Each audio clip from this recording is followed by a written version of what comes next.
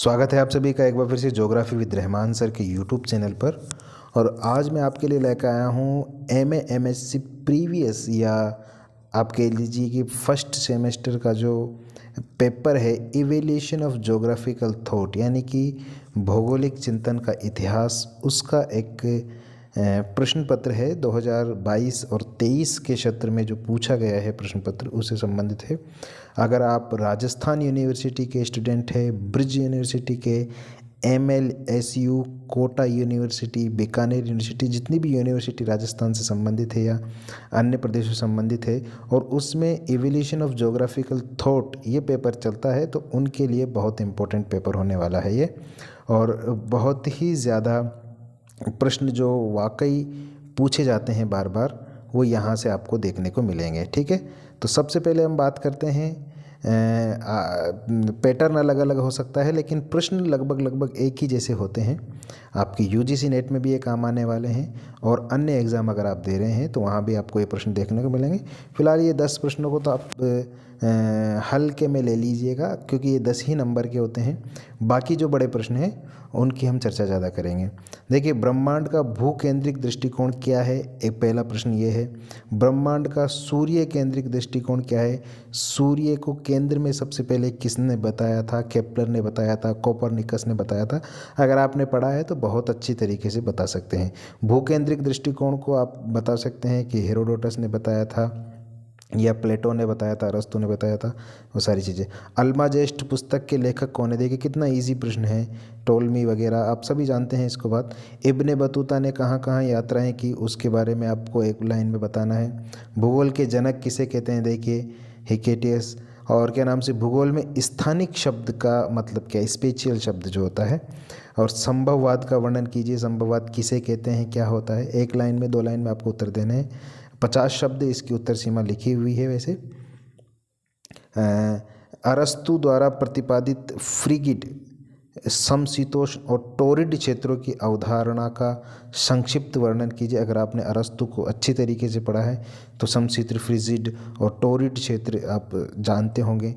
पर्यावरणीय नियतिवाद, देखिए एक बार तो यहाँ पे संभववाद पूछ लिया, अब यहाँ पे नियतिवाद भी पूछ लिया। और भूगोल की प्रकृति, नेचर ऑफ ज्योग्राफी के पुस्तक के लेखक कौन है, ये आपको बताने। तो देखिए कितने इजी प्रश्न हैं और सभी 10 प्रश्नों के आपको उत्तर देने होते हैं।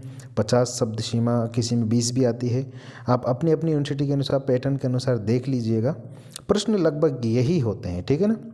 तो मैं अब आपको एक आइडिया दे रहा हूँ। ये प्रश्न पत्र 2022 का है, ठीक है ना। 2023 में अब जो होने वाला है, 2024 में होने वाला है, आपके 2024 में अब जो पेपर होगा उसके लिए इम्पोर्टेंट है। अब देखिए जो इम्पोर्टेंट प्रश्न अब जो शुरू होते हैं वो ये है। भौगोलिक अध्ययन में उपयोग किए जाने वाले ईडियोग्राफिक और नोमोथेटिक दृष्टिकोण में अंतर स्पष्ट कीजिए।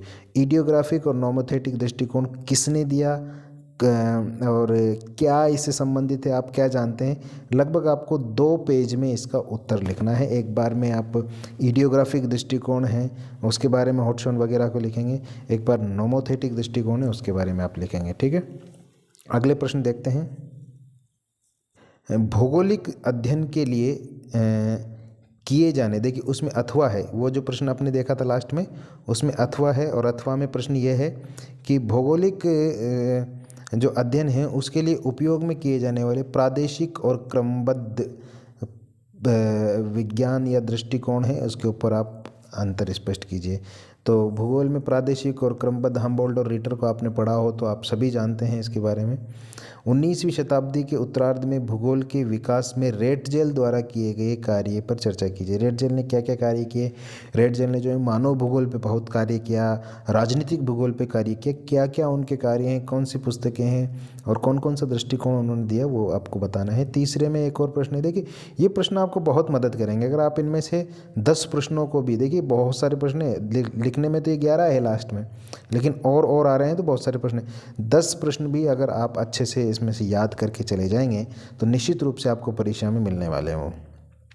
भूगोल के विकास में फ्रेंच भूगोलवेत्ता विडाल डी लाब्लांश का योगदान, देखिए कितना अच्छा प्रश्न है। आप यहाँ पे आपको रेटजेल का पूछ लिया या रेटजेल नहीं आता तो आपको विडाल डी लाब्लांश बता दीजिए। बहुत अच्छा प्रश्न पत्र है। देखिए मध्यकाल के दौरान भूगोल के विकास में अरब विद्वानों के द्वारा दिए गए कार्य का लेखा जोखा कीजिए। अरब विद्वानों ने क्या किया मध्यकाल के दौरान, अंधयुग के बाद या अंधयुग के समय। इसके बाद जो है आधुनिक भूगोल के विकास में अमेरिकी भूगोलविदों का योगदान। ये अमेरिकी भूगोलविद बहुत कम पढ़ते हैं हम, और ये बहुत ज़्यादा इंपॉर्टेंट भी नहीं है, इसको आप स्किप कर सकते हैं अमेरिकी भूगोलविदों को। तो आप ये 3 तो बहुत इंपॉर्टेंट है, यूनानी विद्वान और अरब भूगोलवेत्ता और जर्मन विद्वान। ठीक है। इसके बाद देखिए हम्बोल्ट द्वारा किए गए योगदान का आलोचनात्मक मूल्यांकन कीजिए। आधुनिक भूगोलवेत्ताओं में आ गए हैं। पृथ्वी की परिधि के अनुमान के लिए इरेटोस्थनीज द्वारा प्रदत्त की गई विधि का वर्णन कीजिए। इरेटोस्थनीज ने, आपको पता है, सबसे पहले पृथ्वी की परिधि को मापा था और सही मापा था। ठीक है। तो कौन सी विधि और कौन से उपकरण का उसने प्रयोग किया और कितनी परिधि आई उसकी, उन सारी चीज़ों के बारे में आपको वर्णन करता है। लगभग 2 से 3 पन्ने आपको इसमें भरने होते हैं। नेक्स्ट प्रश्न है, भूगोल में स्थानिक विज्ञान के प्रतिमान को व्यवहारवाद ने किस प्रकार प्रभावित किया है। ये भी आपको प्रश्न मिल जाएगा अगर आपने बहुत सारे टर्म जो भूगोल के पढ़े हुए हैं। अगर भौगोलिक इतिहास में अगर आप देखेंगे, व्यवहारवाद है, प्रत्यक्षवाद है, और इसके अलावा अगस्ट काम्टे का जो है आपने पढ़ा होगा, तो विलियम किर्क का आपने पढ़ा होगा, तो वो सारी चीज़ें आपको पता चलेगी यहाँ पे। भूगोल पर कट्टरवाद का प्रभाव बताइए। तो ये सारे प्रश्न हैं। इसके अलावा जो है सेक्शन सी की हम बात करते हैं। सेक्शन सी में भूगोल को परिभाषित कीजिए और भौगोलिक अध्ययन एवं शोध कार्य हेतु हॉटसन महोदय के द्वारा प्रतिपादित पृथ्वी की सतह से क्षेत्रीय विभेदन की अवधारणा का समालोचनात्मक वर्णन कीजिए, परीक्षण कीजिए। इसके बाद प्रतिमान क्या है, इससे आप क्या समझते हैं। 20वीं शताब्दी के दौरान भौगोलिक अनुसंधान की प्रकृति में विभिन्न प्रतिमानात्मक बदलावों की पहचान कीजिए, उन पर चर्चा कीजिए, ये प्रश्न है। इसके बाद है प्राचीन काल में भौगोलिक ज्ञान में यूनानी और रोमन विद्वान। अब देखिए यूनानी और रोमन, मैंने कहा था ना, बहुत इंपॉर्टेंट है, इनको अच्छी तरीके से पढ़ जाइए।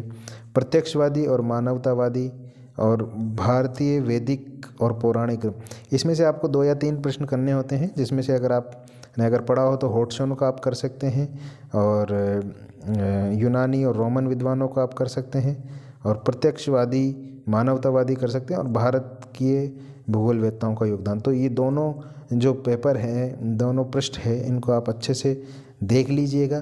प्रश्न यहीं से आएंगे, चाहे आप किसी भी यूनिवर्सिटी में पढ़ रहे हो। ठीक है, देख लीजिएगा। हम्बोल्ट रिटर्न इम्पोर्टेंट है। यूनानी विद्वानों में आप एनेक्सिमेंडर को पढ़ोगे, टोल्मी को पढ़ोगे, टोल्मी रोमन भूगोलवेत्ताओं में आ जाएंगे। एनेक्सिमेंडर, हिकेटियस, हेरोडोटस, ये सभी इम्पोर्टेंट है। फिर इसके बाद विडाल डी लाब्लांच है, रेडजेल है।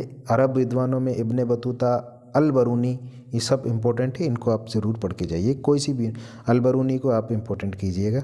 तो ये आपका पेपर था। उम्मीद है आप सभी को इसी पेपर में से ज़्यादा प्रश्न मिले। धन्यवाद।